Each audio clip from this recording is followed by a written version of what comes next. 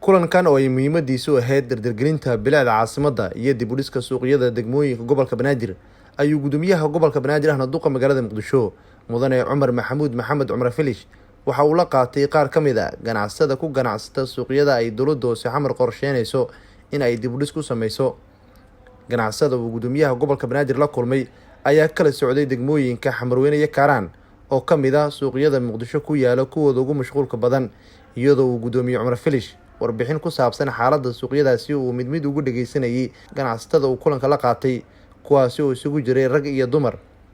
Duqa magaalada Muqdisho mudane Cumar Filish ayaa ganacsada uu kulanka la qaatay waxa uu si gaar ah ugula dardaarmayay in ay kaalin ka qaataan ilaalinta bilicda iyo ka qayb qaadashada dib u habeynta suuqyada si goobaha ay bulshada ku ganacsadaan ay u noqdaan kuwo bilic leh oo nadaafad leh, isla markaana loo furo wadooyinka suuqyada dhexmara si haddii ay musiibo dhacdo loo helo gurmad degdeg ah. Goobta uu kulankani ka dhacayay oo ay goobjoog ka ahaayeen gudoomiye ku-xigeenada maamulka gobolka Banaadir iyo agaasimayaal ka tirsan dowladda hoose xamar ayaa lagu soo bandhigay naqshadda loo qorsheeyay in loo dhiso suuqa degmada Kaaraan, taas oo ka qayb qaadanaysay horumarinta bilicda deegaanka. Nuur Siciid Taaliil, warbaahinta qaranka Soomaaliyeed, magaalada Muqdisho.